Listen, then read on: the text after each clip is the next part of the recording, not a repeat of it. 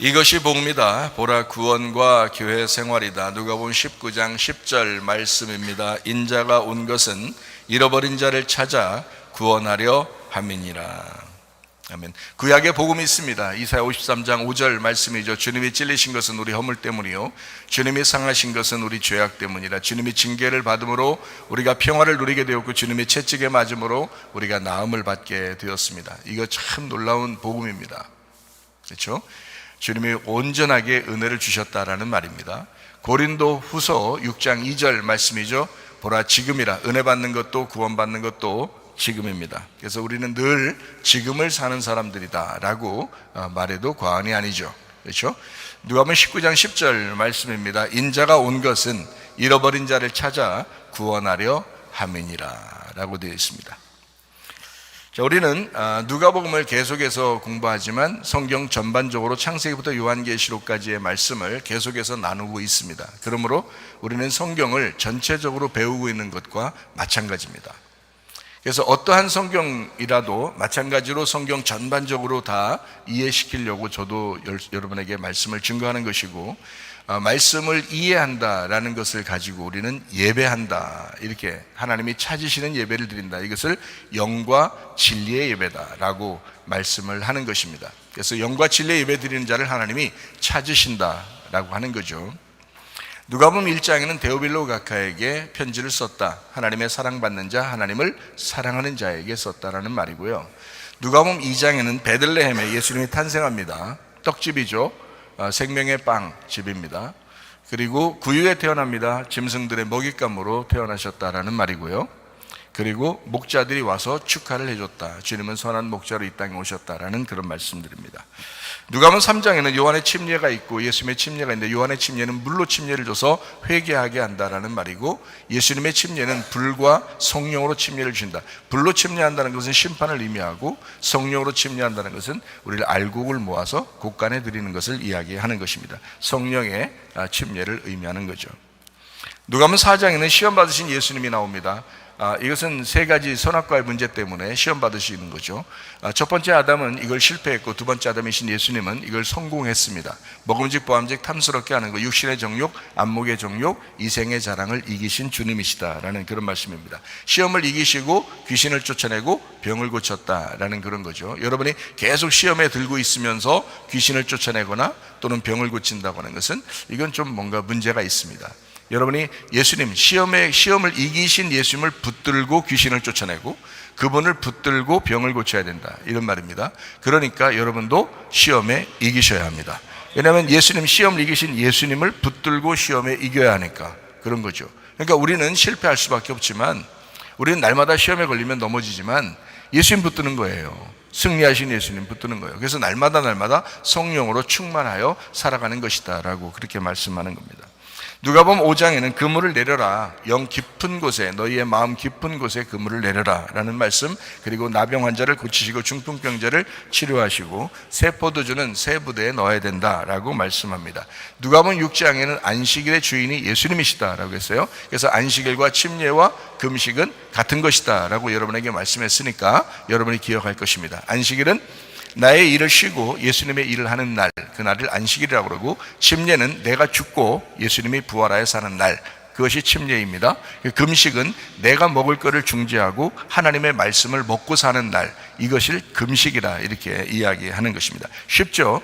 누가복음 7장은 백부장의 종을 고치고 나인성 과부의 아들을 살려주고, 그리고 한 여자가 예수님께 향유를 붓습니다.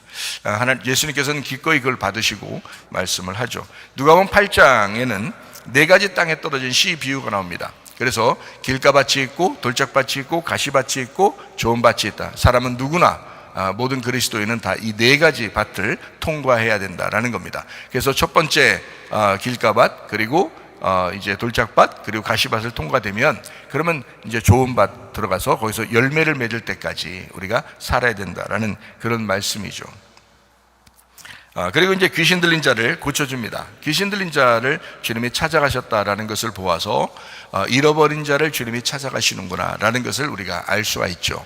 그러니까 소경, 또 38년 된 병자, 삭개오, 사마리아 여자, 이런 모든 사람, 중풍병자, 나병 환자, 이런 주님을 찾아올 수 없는 사람들을 주님이 찾아가신다. 역시 귀신 들린 자도 마찬가지였다. 그 귀신 들린 자는 자기의 추억에 매여서, 과거에 매여서 고통받는 자였다라는, 그것이 이제 귀신 들렸다라고 하죠. 그 귀신 들려서 무덤에 있었다라는 것을 통해서 우리는 이해할 수가 있습니다. 그런 자를 주님은 이제 찾아가셔서 구원하신다.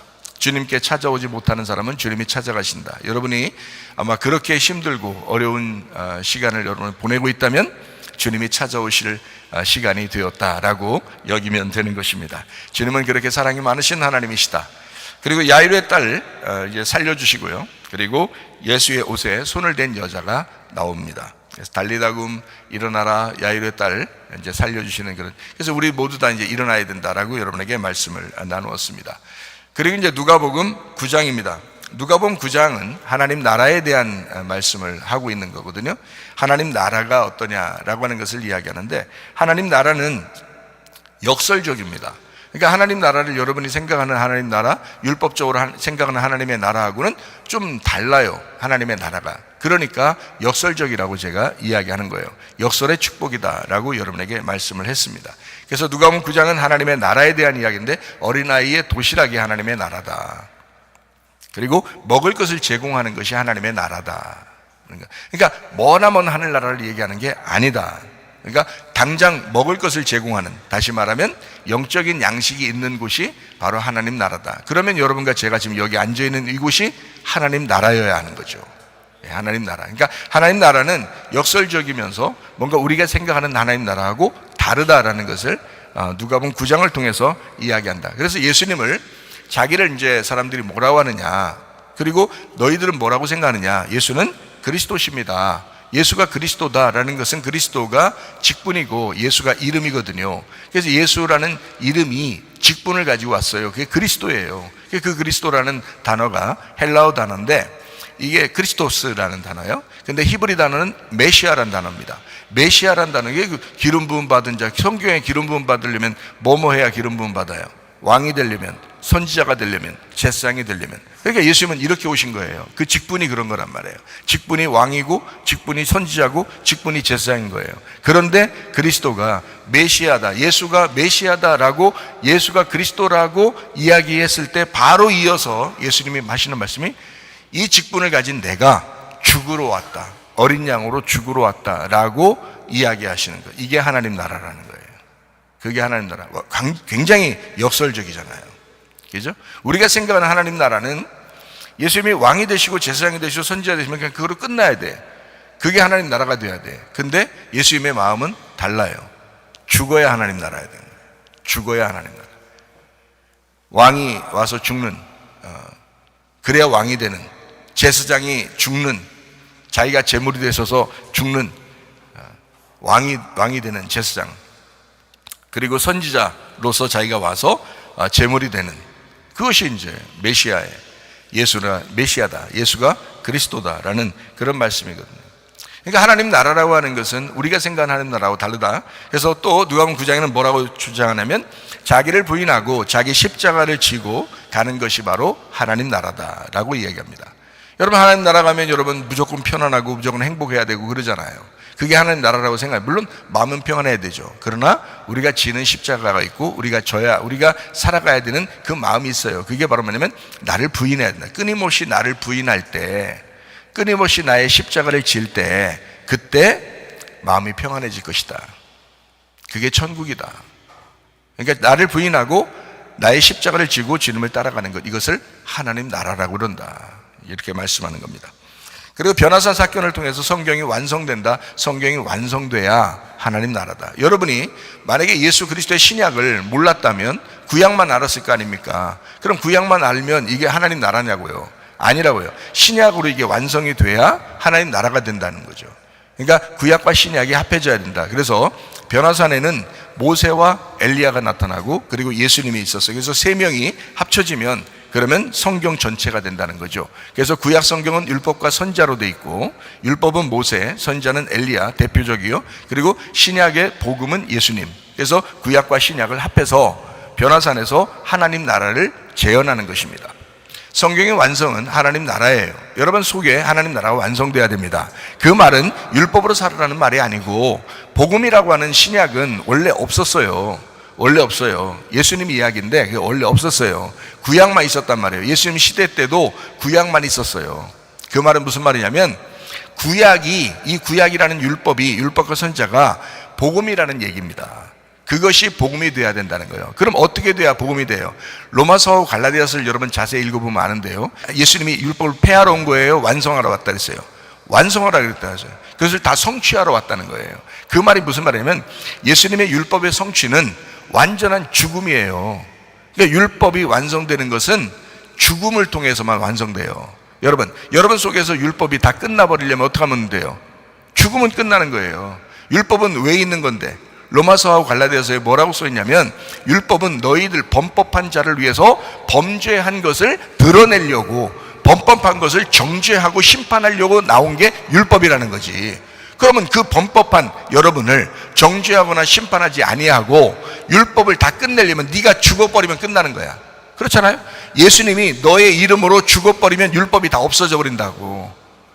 너에게 율법이 필요 없잖아. 왜? 죄인이 죽어버렸으니까. 죄인이 사형당했는데 또 정죄하는 거 있어요? 죄인이 사형당했으니까 더 이상 정죄하거나 심판하는 게 없단 말이에요. 끝났단 말이에요. 심판이 다 끝났다고. 그게 누가 이룬 거예요? 예수님이 율법을 십자가에 못 박혀 돌아가시면서 다 이루었다 그런 거예요. 그래서 빚을 갚았다라고 표현한 거예요. 테텔레스타이. 그게 빚을 갚았다. 예수님은 이 땅에 내려올 때 무거운 짐을 지고 내려왔어요. 어떤 짐을? 빚을 지고 내려왔다고. 빚을, 그 죄짐을 가지고 내려왔다고. 이거를 끝낼 때까지는 웃음이 없는 거예요. 웃음기 싹 빠지고 다니는 거예요. 그냥 예수님이 3년 반 동안 일하시면서 막 웃으면서 돌아다녔겠어요? 그건 귀신 들린 사람이나 그렇게 하는 거예요. 예수님은 그러지 않았어요. 항상 진지했다고요. 왜? 무거운 짐을 지고 왔잖아. 빚을 지고 왔잖아. 빚을 갚을 때까지는 기쁨이 없는 거야. 여러분, 그래도 하나님 나라인 거예요. 자기 빚을 다 갚으면, 아니 부모가 자녀를 위해서 열심히 봉사하고 일을 해줘요. 아들과 딸을 위해서. 그럼 그게 막 슬퍼? 아니야. 그게 기쁨이고, 그게 자기 자식을 낳으면, 여러분 알아. 자식 낳으면 알아. 그게 평생의 짐이야. 그게 그 무거운 짐이라고. 남편을 얻어도 마찬가지고 아내를 얻어도 마찬가지. 그게 짐이야. 가장 편한 건 혼자 사는 게 가장 편해, 이 세상에서. 결혼해본 사람들은 알아. 그러니까 남편도 짐이고 아내도 짐이야. 자식들은 더 짐이고, 평생 죽을 때까지, 내가 죽을 때까지 그걸 책임져 줘야 되는, 그렇게 생각하는 게 그게 짐이라고요. 그게 빚이라고. 빚지고 사는 거라고. 근데 안 기뻐? 기뻐. 그게 예수님이 안 기쁜 게 아니야. 웃음기만 싹 빠진 거지 기쁘지 않은 게 아니야. 그 짐을 기꺼이 지러 내려오신 거라고. 사랑하니까 인간들을. 그래서 자기가 죽었어요. 그 짐을 짊어지고 자기가 죽었으니까 이 빚이 더 이상 다 끝난 거예요. 사형당했는데 끝났지. 사형당했는데. 그래서 율법이 완성됐다 그러는 거야. 율법이 없어졌다는 게 아니고, 율법은 계속 있어요. 여러분 인생 가운데 율법은 계속 있어요. 여러분, 그래서 율법이 마지막 여러분을 정죄하고 심판할 겁니다. 어떤 사람에게? 예수를 제대로 안 믿은 사람에게. 그런 예수를, 너를 위해서 죽으신, 심판받으신 그 죽음을 담당하신 예수를 안 믿으면 너는 그 율법이 끝까지 쫓아와 너를 정죄하고 심판할 것이다. 그것입니다. 그러니까 그 율법이 끝나려면 예수 믿으시라 이 말이야. 예수 믿으면, 그 예수를 믿으면 가만히 있겠냐 이거예요. 나를 위해서 대신 사형당했는데 내 이름 가지고 살겠냐? 예수 이름 가지고 살겠냐 이거예요. 당연히 예수 이름 가지고 살아야지. 그러니까 예수 이름 가지고 사는 자가 구원받은 자예요. 여러분 이름 가지고, 여러분 이름 내려고, 여러분 뭐 좀 생생 내려고 염소같이 나 이거 했는데 저거 했는데 나 좀 알아주지 않을까, 이런 생각하는 사람은 예수 믿는 게 아니야. 그는 율법으로 심판받을 자들이야. 예수 믿으면 입 꽉 다물고 주를 위해서 살아. 예수의 이름으로 살아. 자기가 한 모든 게 다 주님의 것이야.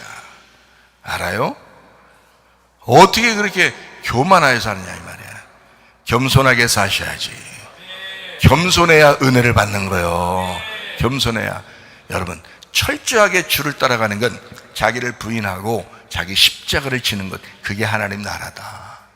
성경이 여러분 속에서 완성돼야 돼. 그 말이 뭐예요? 율법이 끝나야 돼. 복음이 들어와야 돼. 예수를 철저하게 믿어야 돼. 예수를 진짜 믿어야 돼. 그게 성경의 완성이야. 여러분 속에서. 그게 하나님 나라라고. 그게 하나님 나라라고. 그게 변화산에서 이루어진 사건이라고. 그리고 어린아이 천국이다. 그래서 예수님을 받아들이려면 어린아이를 받아들여라. 그러면 예수님을 받아들이는 것이다. 역설적인 축복이에요. 아주 연약한 자, 병든 자, 없는 자, 이런 사람들을 구해서 예수를 받아들여라 라고 하는 그런 말씀들입니다. 우리가 죄인이라고 고백하면 하나님의 아들 예수 그리스도가 우리에게 빛이 돼서 찾아오실 것입니다. 내가 어둠이다 그러면 주님이 빛이 돼서 찾아오신다겠죠. 내가 육체입니다 그러면 말씀이 찾아오신다 그랬죠. 내가 사망입니다 그러면 생명이라는 예수님이 찾아온다 그랬죠. 내가 거짓입니다 그러면 주님이 진리가 되신 예수님이 찾아오신다. 내가 짐승입니다 그러면 어린 양 되신 예수님이 찾아오신다는 거죠. 그런데 교회 다니는 사람들이 내가 빛이다, 내가 생명이다, 내가 그냥 뭐 이렇게 했다, 내가 저렇게 했다, 막 이런 사람들이 굉장히 많아요. 그거 아니라고요. 성경에서 우리는 예수님 한 분만이 빛이시고 예수님 한 분만이 생명이시고 예수님 한 분만이 어린 양 예수시고, 그러니까 우리는 주님 내가 이런 자입니다, 주님이 필요합니다, 늘 주님이 필요합니다, 이게 겸손이잖아요. 그렇게 겸손한 사람에게 은혜를 주신다 그러는 거죠. 여러분, 자, 우리가 눈을 뜨고 보인다고 하는 사람들은 주님께서 죄가 있다라고 말씀한다 그랬죠. 그리고 눈을 감은 자는 오히려 죄가 없다라고 말씀하셔요. 이거 완전히 반대되는 얘기니까 역설적인 얘기다라고 여러분에게 이야기했습니다. 이게 이제 요한복음 9장에 나타나는 그런 사건이거든요. 실로암 목가에 이제 소경을 고쳐주시면서 주님이 말씀하시는 거예요. 사람들은 자기들이 눈 떴다라고 생각했기 때문에 소경 눈을 감은 자를 죄인이라고 생각했어요. 그때 당시에 그 율법은 똑같이 그렇게 주장했습니다. 부자가 천국 가고 거지는 지옥 간다. 눈 뜬 자가 천국 가고 눈 감은 자는 지옥 갈 것이다. 이렇게 생각했어요. 왜냐하면 축복받은 사람들은 천국 가고 복받지 못하고 저주받은 사람은 지옥 갈 것이다 라고 생각했기 때문입니다. 예수님은 완전히 뒤집어 버렸죠. 완전히 반대. 가난한 사람이 천국 가는 거야, 소경이 죄 없어서 천국 가는 거야, 이렇게 말씀하신단 말이에요. 그 당시에 모든 사람들의 관념, 생각들을, 하나님을 믿는 그 상식을 완전히 뒤집어 버렸다 이 말이죠. 이것은 놀라운 역설적인 축복이에요. 역설의 축복을 가지신 우리 주님이시다. 이것을 이제 창세기 3장에는 두루두는 불칼로 저는 여러분에게 설명을 했습니다. 두루두는 불칼. 그래서 역설적이다. 이게 하파크라고 하는 두루두는 불칼은 성경을 거꾸로 돌게 만들어서 사람들을 반대로 이해하도록 했다.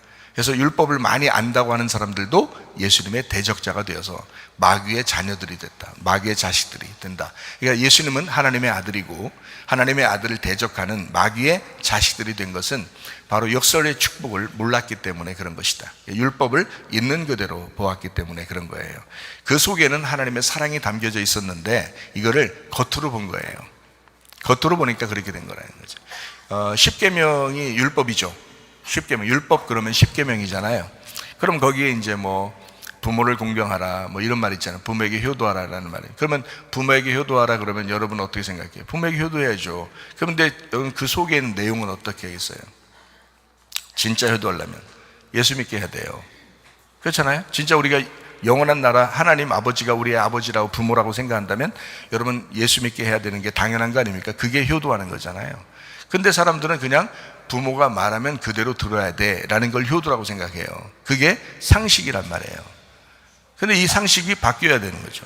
다시 말하면 부모가, 자 봐요, 부모가 교회 나가지 마 그러면 교회 안, 네 알겠습니다 그러면 그게 효도냐고요. 부모가 야 우리 어디 놀러 가야 될 거니까 성경 읽지 마, 기도하지 마, 네 부모님 말씀에 효도해야 되니까 그렇게 하겠습니다 그러면 그게 효도냐고요. 뭘 몰라서 그러니까 부모에게 효도하라 그러면 그 말만 생각하는 거예요. 근데 부모라는 말이 하나님 아버지의 말씀이라는 단어입니다. 하나님 아버지의 말씀, 그게 부모라는 단어예요. 그러니까 하나님 아버지의 말씀을 공경하라라는 말이거든요. 그게 완전히 십계명을 오해하고 있는 거예요. 그냥 부모인 줄 아는 거예요. 그렇게 생각하면 안 되거든요. 그럼 살인하지 말라 그러면요, 살인하지 말라 그러면 사람들은 살인 안 하면 되는 줄 생각했어요. 그런데 제사는 여전히 드렸단 말이에요. 그런데 하나님은 뭐라고 얘기하냐면 살인하지 말라라는 것은 동물 잡아서 죽이지 말라는 뜻이에요. 동물 잡아서 짐승을 제사로 드리지 마라, 이런 말이거든요. 그 살인하지 말라는 말은 그런 단어예요. 그런데 사람들은 진짜 사람 안 죽였으면 자기는 죄가 없다고 생각한 거예요. 살인 안 했다고 생각하는 거예요. 근데 성경적인 십계명은 그게 아니거든요. 동물 제사를 드리지 마라라는 겁니다. 예. 그래서 오히려 하나님 앞에 영과 진리의 예배를 드려라라는 것이 살인하지 말라라는 말이에요. 그러면 또 도둑질하지 마라, 하나님 말씀을 네 말로 바꿔서 하지 마라, 이런 말이에요. 도둑질하지 마라는 단어가. 그러면 거짓말하지 마라는 말은 뭐예요? 진리를 말하지 않는 게 다 거짓말이야. 그러니까 예수를 말하지 않으면 그게 다 거짓말이야. 너 예수를 말해라, 이런 말이에요.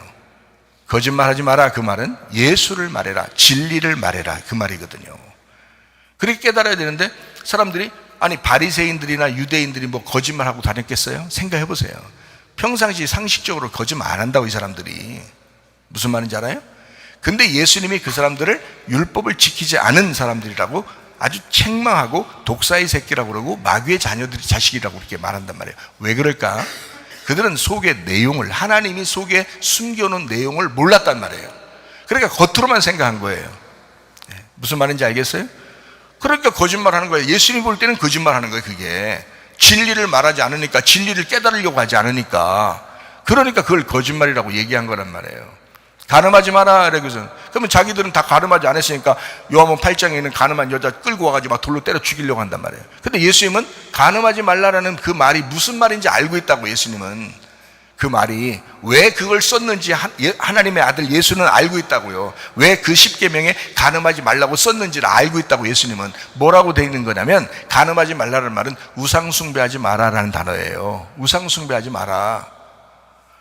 너희들 다 우상 숭배하면서 간음만 안 하면 갖다 간음한 여자 때려 죽이려고 그러고, 그러니까 죄 없는 놈이 한번 해봐, 그렇게 얘기하잖아요, 예수님이. 그러니까 다 자기 양심의 가책을 받아서 마음속에는, 그러니까 마음속에는 간음하고 있으니까 그래도 그 양심의 가책을 받아서 막 던지고 다 도망가 버렸단 말이에요. 예수님이 뭐라고 그래요? 간음한 여자한테 다시는 그러지 마라. 내가 너도 정죄하지 않는다. 내가 너의 이름으로 죽을 거니까 다시는 간음하지 마. 왜냐면 너 간음하면 또 돌 들고 와서 또 죽일 거야, 너를. 뭔 말인지 알겠어요? 간음하지 말라는 원래 원뜻은 우상 숭배하지 말라는 단어예요. 그게 탐욕 부리지 말라. 왜? 우상 숭배하지 말라, 그거 탐욕 부리지 말라, 네 거를 위해서 그렇게 살지 말라는 그런 말이거든요. 간음하는, 여러분이 하나님 남편 두고 여러분 자신을 위해서 기도하고 여러분 자신을 위해서만 그렇게 살아간다? 딱 간음하는 것입니다. 우상 숭배예요, 여러분. 솔직히 말하면. 그렇지 않다고 여러분 자신할 수 있습니까? 하나님 말고, 하나님이 남편이라면서 하나님 말고 나한테 이거 주세요 저거 주세요 하는 건 다 탐욕이지 않습니까? 그게 선악과야. 그래서 선악과를 먹으면 우상 숭배했다 그러는 거예요. 성경에서 선악과 먹은 자, 우상 숭배한 자, 우상 숭배는 탐욕이다. 탐욕하는 것이 우상 숭배라고 나온 거예요. 그래서 여러분이 구하려면, 기도하려면 다 어떻게 기도해야 돼요? 먼저 그의 나라와 그의 의를 구하라, 이 말이야. 먼저 그의 나라와 그의 의를 구하는 것이 기도라는 거지. 이해가 돼요? 그리고 성령을 구하라는 거야. 너 아버지가 좋은 거 주려고 하는 거 아니야. 그러니까 이방인처럼 그냥 이것 주세요 저것 주세요 하지 말고, 안 해도 하나님 다 아니까 성령을 구하라 그러잖아요. 그게 성경적이잖아요. 진짜 성경적으로 살려고 해야지. 그냥 자기 성경은 성경, 설교는 설교, 내 생활은 내 생활 이러면 되냐고요. 그러면서 자기는 뭐 간음하지 않았으니까 간음한 여자를 갖다 막 때려 죽이려고 하는 그런 사람이 되면 되겠냐, 이 말이에요. 속에 있는 마음을 보야지, 하나님 앞에서. 여러분 자신은 어떠냐, 이 말이야. 여러분 자신은, 여러분과 저의 마음을 봐야죠. 하나님께 향한 우리의 마음은 어떠냐, 이거야. 하나님께 향하여 우리는 정말 가늠한 자가 아닌가?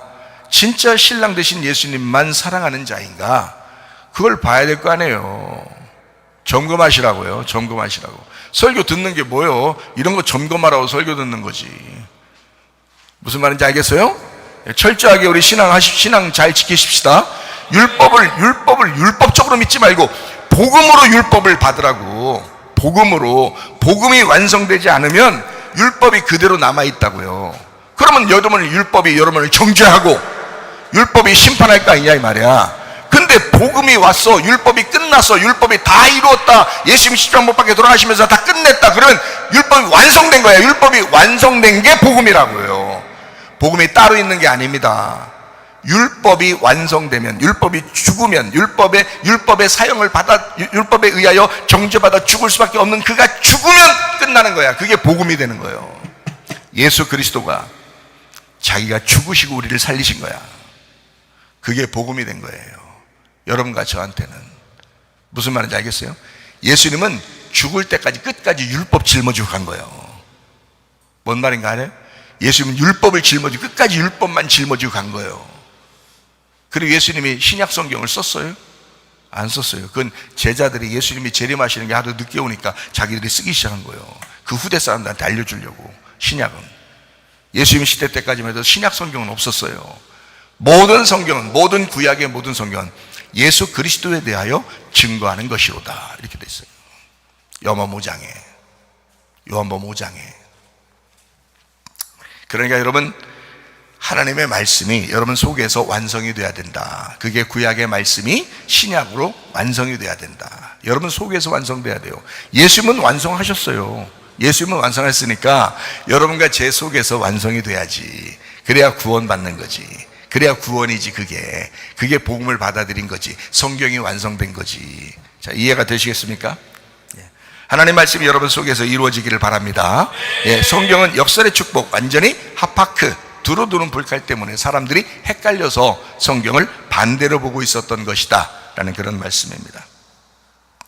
요한복음 16장에 보면 예수님을 빼앗긴 자는 곡하고 애통한다고 되어 있고 근심 가운데 고통받는 자라고 했습니다. 주님이 함께 지켜보시는 사람들입니다. 그리고 주님의 십자가를 경험하는 사람들입니다. 자기의 목숨과 동일한 예수님을 잃어버린 사람입니다. 그래서 주님이 찾아와서 구원하신다라는 말이고요. 반대로 예수님을 십자가에 죽이는 자는 기뻐한다라고 되어 있습니다. 그들 모두에게 결말이 아직 오지 않았습니다. 결말은 부활할 때, 예수님 부활하시는 것을 우리가 경험할 때 나타납니다. 죽음이 우리의 결말이 아닙니다. 십자가의 주님을 빼앗긴 사람은 부활의 주님을 만날 때 기뻐할 것이다 라고 했습니다. 그러나 예수님을 죽이는 자는 부활 때 다시 슬퍼하게 될 것이다. 고통받게 될 것이다. 여러분과 저는 어떤 사람인가? 예수 그리스도의 십자가에 함께 동참하는 사람인가? 그래서 애통하고 슬퍼하는 사람인가? 그러면 결말이 우리에게 오지 않았으니 예수의 부활 때는 여러분이 기뻐하게 될 줄로 믿습니다. 역설의 축복입니다. 십자가의 주님을 죽음으로 빼앗은 자는 부활의 주님을 만날 때 반대로 곡하고 애통하게 된다. 근심 가운데 고통받는 자가 된다. 그러나 예수를 빼앗기고 고통받았던 사람은 예수가 부활할 때 기뻐하게 될 것이다. 역설의 축복. 지금의 고통이 마지막이 아니다. 요한복음 16장을 여러분에게 또 설명했습니다. 창세기 3장 24절 말씀입니다. 이같이 하나님이 그 사람을 쫓아내시고 에덴 동산 동쪽에 그룹들과 두루도는 불칼을 두어 생명나무 길을 지키게 하시니라. 여기 이제 두루도는 불칼이랄 때 두루도는이라는 말이 하파크라는 단어예요. 역설적으로 거꾸로 되어 있다, 반대로 되어 있다는 말입니다. 그리고 불칼이라는 건 심판을 얘기합니다. 심판의 말씀 이야기합니다. 그리고 이제 요한복음 9장 41절 말씀입니다. 예수께서 이르시되 너희가 맹인이 되었더라면 죄가 없으려니와 본다고 하니 너희 죄가 그대로 있느니라. 이렇게 되어 있습니다. 그러니까 반대로 되어 있다는 얘기죠. 소경이면 죄가 없고 눈을 떴으면 죄가 있다라는 말씀했습니다. 이게 어떻게 너희들이 알고 있는 것은 어때요? 눈 뜨면 축복받은 거고 눈 감어 소경이 되면 저주받은 것이다 라고 너희들은 생각하지. 근데 성경은 거꾸로 되어 있는 거야. 이렇게 설명해 주는 그런 장면들입니다. 그래서 여러분과 저는 하와의 자손으로 살 거냐 아니면 노아의 자손으로 살 거냐라고 여러분에게 설명을 했습니다. 하와의 자손은 산 자를 얘기하고 노아의 자손은 죽었다가 부활하는 자를 이야기합니다. 그리고 우리는 또 아브라함의 자손으로 살죠. 그리고 아브라함의 자손, 믿음의 자손한다. 그래서 부활한 사람들은 믿음으로 살아야 된다라고 여러분에게 말씀을 나누었습니다. 우리가 기도해야 할 이유입니다. 날마다 기도하며 살아야 되겠죠. 마가복음 9장 29절 말씀입니다. 이르시되 기도 외에 다른 것으로는 이런 종류가 나갈 수 없느니라 라고 되어 있습니다. 그러니까 기도하셔야 됩니다. 날마다 기도하셔서 승리하시기를 바랍니다. 하나님이 살아 계십니다. 하나님 살아 계셔요. 하나님 죽으신 분 아닙니다. 하나님 전지전능하시고 살아 계셔요. 여러분 기도를 다 들어주시고 지금도 여러분과 함께 하시는 주님이십니다. 임마누엘 하신다. 그가 임마누엘이 이름이에요. 예수 임마누엘, 그 구원자가 우리와 함께 하신다. 디모데전서 4장 5절 말씀입니다. 하나님의 말씀과 기도로 거룩해진다. 말씀이 우선이고 기도가 그 다음입니다. 말씀을 통해서 하나님과 교통하는 것이 기도가 된다. 그래서 기도와 말씀은 같이 돼야 된다. 그래서 말씀, 기도, 이것이 하나님과 교통하는 것이고 그것이 하나님의 나라이다 라는 그런 말씀입니다. 성경에 중심되는 말씀, 율법과 복음이라고 그랬죠. 선악과와 생명나무, 이게 나누어진 게 아니라 원래 나누어졌죠. 근데 이것을 하나로 합쳐져야 된다. 이게 하나 돼야 된다. 그래서 여러분 속에 율법으로만 알고 있었던 것이 복음이 돼야 된다는 거죠. 그죠? 선악과로만 알고 있었던 것이 생명나무가 돼야 된다라고 여러분에게 말씀한 겁니다. 교회 중심되는 일들이 있습니다. 그게 바로 말씀과 기도, 예배와 선교입니다. 전도와 제자훈련. 참된 예배는 말씀에서 이루어지고 참된 전도, 기도로 이루어집니다. 참된 선교는 기도로 이루어진다. 이렇게 되어 있습니다. 그러니까 참된 예배는 말씀으로 이루어져요. 그래서 말씀을 여러분 모르고서는 예배가 잘 안 되는 거고요. 기도해야 그리고 전도가 되고 그리고 전달할 수가 있다라는 겁니다. 영과 진리의 예배를 드리는 자는 반드시 선교하게 돼 있고 전도하게 돼 있다. 이런 말씀입니다. 영이신 하나님의 말씀을 진리로 깨달아서 알게 된 사람은 그 진리의 하나님을 나누기 시작합니다. 이거를 전도라고 그러고 이걸 선교라고 이야기하는 것입니다. 요한복음 4장에 보면 예수님은 하나님 아버지를 이 땅에 소개하기 위해서 온 진정한 선교사라, 자기가 하나님 아버지를 소개하는 생명의 물을 전달하러 온 자다라고 이야기했습니다.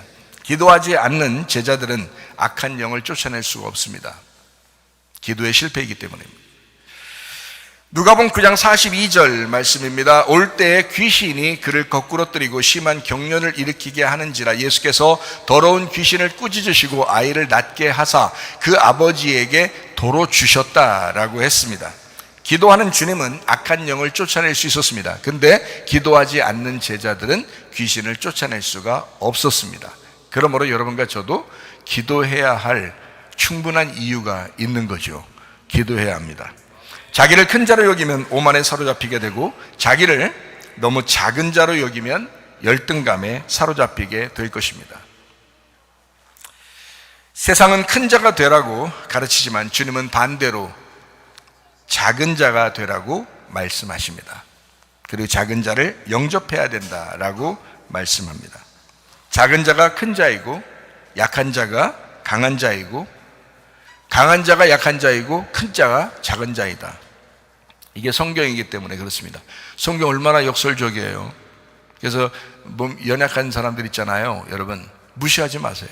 노인들요, 과부, 고아, 나그네, 병든 자들, 어린아이들, 이런 사람들요 무시하면 안 됩니다. 교회는 특별히 그분들을 존중해야 돼요. 왜냐하면 주님이 그런 분이기 때문에 그렇습니다. 주님이 그런 사람들을 사랑하라고 말씀하죠. 그것이 큰 자이다, 그들이 큰 자이다 라고 말씀하기 때문에 그런 거예요. 그러니까 여러분 교회라는 게 여러분 겉으로만 막 등치가 크다고 교회가 좋은 게 아니고요, 진실한 게 있어야 돼. 그 속에 진정한 예배가 있어야 돼. 연약한 자를 돌볼 줄 아는 사람, 병든 자를 돌아볼 줄 아는 사람, 죄인들을 오히려 더 돌아볼 줄 아는 사람, 이런 곳이 바로 교회다라는 것입니다. 그래서 우리의 자랑은 예수 그리스도여야 하고 하나님이 되셔야 합니다. 고린도후서 11장 30절 말씀입니다. 내가 부득불 자랑할진대 내가 약한 것을 자랑하리라 라고 되어 있습니다.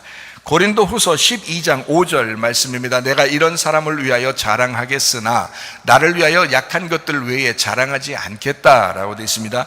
고린도후서 12장 9절 말씀입니다. 나에게 이르시기를 내 은혜가 네게 족하도다 이는 내 능력이 약한 데서 온전하여 짐이라 하신지라. 그러므로 도리어 크게 기뻐함으로 나의 여러 약한 것들에 대하여 자랑하리니 이는 그리스도의 능력이 내게 머물게 하려 함이라. 고린도후서 12장 10절 말씀이요. 그러므로 내가 그리스도를 위하여 약한 것들과 능력과 궁핍과 박해와 곤고를 기뻐하노니 이는 내가 약한 그때에 강하다라고 말씀했습니다. 여러분, 약하다고 하는 것들을 너무 비참하게 생각하지 마시기 바랍니다. 여러분이 연약하고 여러분이 힘들고 어려울 때 오히려 하나님께서 함께 하셔서 하나님이 능력이 되실 줄로 믿습니다.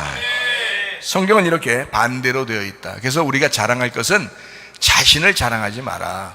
예레미야서 9장 23절 24절 말씀입니다. 여호와께서 이와 같이 말씀하시되 지혜로운 자는 그의 지혜를 자랑하지 마라. 용사는 그의 용맹을 자랑하지 마라. 부자는 그의 부함을 자랑하지 마라. 자랑하는 자는 이것으로 자랑할지니 곧 명철하여 나를 아는 것과 나 여호와는 사랑과 정의와 공의를 땅에 행하는 자인 줄 깨닫는 것이라. 나는 이 일을 기뻐하노라 여호와의 말씀이니라. 자, 자랑은 뭐만 하라고요? 하나님만 자랑하라고요. 예, 하나님을 아는 것을 자랑하라고요.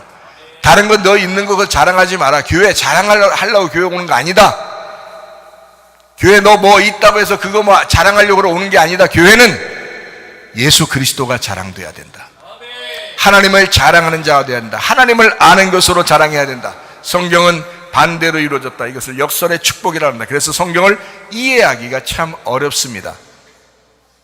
아무것도 한 일이 없다고 하는 양은 천국에 가고 자기가 모든 것을 다 했다고 하는 염소는 지옥 간다. 이게 마태복음 25장의 말씀입니다. 요한복음 9장에는 눈을 감은 자 소경 죄가 사라졌다 그러고 눈을 뜬 자는 죄가 오히려 있다라고 말씀합니다. 왜? 역설의 축복이니까. 반대로 되어 있으니까.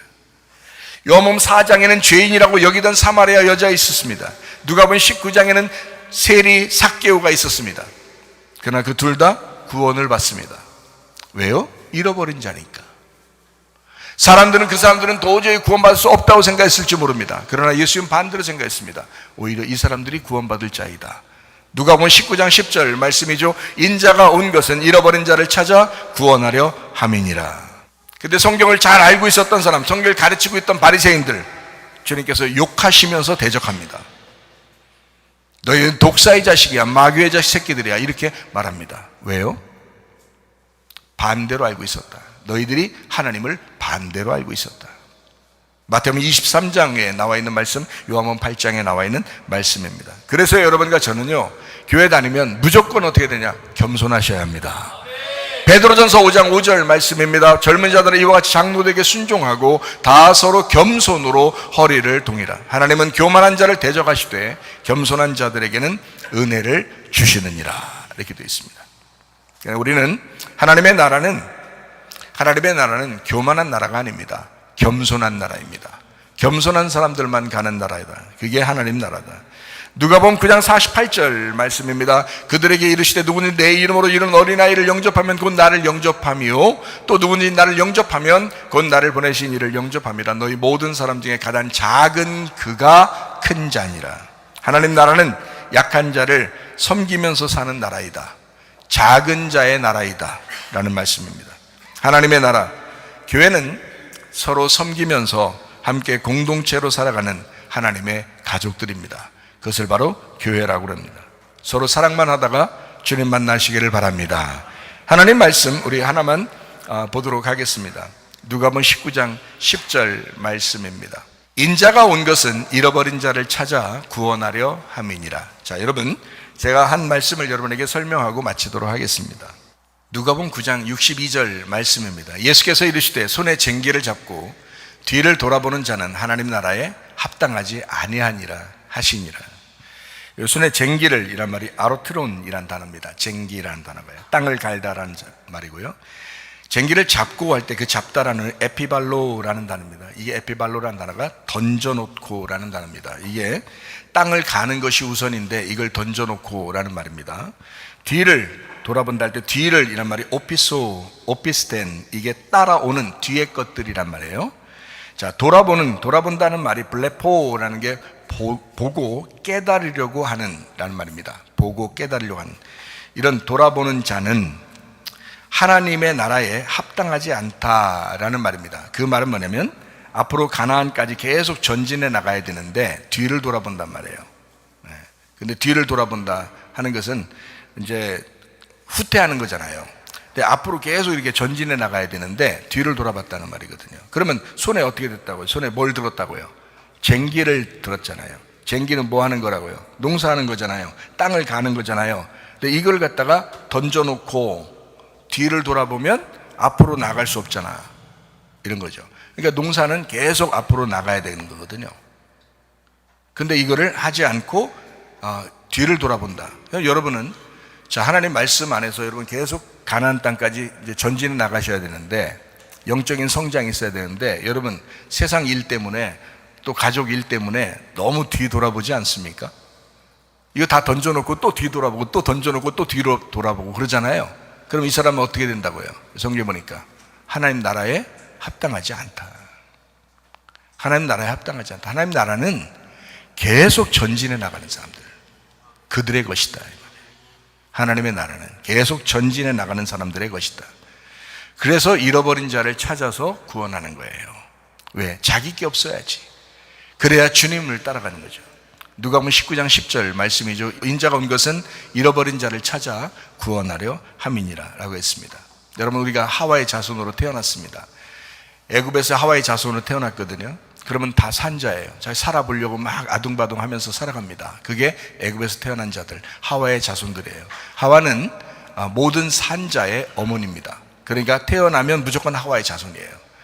인류는 다 모두 다 교회 다니든 교회 다니지 않든 모두 다 하와의 자손이에요. 그러면 이 사람들은 하와의 자손으로 그냥 살다가 그냥 이 땅에서 멸망할 것이냐, 아니면 우리가 노아의 방주에 탈 것이냐. 노아의 방주에 타면 거기에 그 죽음을 경험하고 부활할 것이고 다시 나올 것이고, 만약에 노아의 방주에 타지 않으면, 그 말씀 안에 들어가지 않으면, 그 교회에 들어가지 않으면, 그 말씀 안에 들어가지 않으면 밖에서 이 모든 코로 숨을 쉬는 모든 것들이 다 멸망하게 될 것이다. 그러니까 여러분과 저는 어디로 가야 돼? 하와의 자손으로 태어났지만 노아의 자손이 돼야 된단 말이에요. 그래서 노아의 자손으로 들어가야 돼. 그럼 노아의 자손으로 가면 어떻게 돼? 의로운 사람이 되는 거예요. 의로운 노아잖아요. 의로운 노아, 안식하는 노아, 쉬는. 그래서 우리가 죽을 때, 내가 죽으면 쉬는 거예요. 그래서 죽으면 쉬는 거니까 죽음을 경험하는 자가 돼야 된다는 거죠. 그러니까 하와라는 산자의 자손이었는데 죽음을 경험하는 노아의 자손이 돼야 된다는 거지. 노아의 자손으로 끝날 거예요? 아니면 우리가 가나안 땅에 들어갈 거예요? 가나안 땅에 정착해서 아브라함의 자손으로 믿음의 자손이 돼야 된다는 거지. 믿음의 자손. 그래서 믿음의 자손으로 살아가야 된다. 여러분, 죽고 끝날 거예요 그냥? 아니면 부활해서 믿음으로 살아갈게요? 살아나서 믿음으로 살아가야지. 아브라함의 자손이 돼야지. 그럼 아브라함의 자손으로 끝날게요? 성경에는 뭐라고 그래? 예수님을 다윗의 자손이라 그래. 아브라함과 다윗의 자손이라 이렇게 말해요. 그래서 사람들은 뭐라고 했냐면 아브라함의 아들이요, 아브라함의 자손이요 이렇게 하지 않았어요. 예수님 부를 때마다 다윗의 자손이요, 다윗의 자손이요 그랬어요. 왜? 다윗의 자손이라고 부를 때 이유가 있어요. 다윗은 왕이에요. 승리자예요. 그러니까 승리하신 주님이시여, 승리하신 분이시여, 이런 얘기예요. 그러니까 여러분과 제가 믿음으로 살아가는 거 좋습니다. 아브라함의 자손으로 믿음으로 살아가는 거 좋아요. 그러나 예수님이 다윗의 자손으로, 다윗의 자손이요 다윗의 뿌리로 이 땅에 오셨으니 우리도 그 주님을 따라가 승리하는 사람이 되어야 되겠다 이 말이에요. 그러니까 하와의 자손으로 태어나요, 노아의 자손으로 살아갑니다. 죽음과 부활을 경험합니다. 그리고 아브라함의 자손으로 믿음으로 성장하게 되고 믿음으로 살아가게 됩니다. 이제는 다윗의 자손 예수 그리스도를 따라가 예수로 완성되는 그 승리를 여러분과 제가 만끽해야 된다는 것입니다. 그러므로 여러분, 승리하는 여러분 되시길 바랍니다. 영적으로 승리하는 여러분 되시길 바랍니다. 믿음으로 승리하고 주님 만나시기를 축원합니다.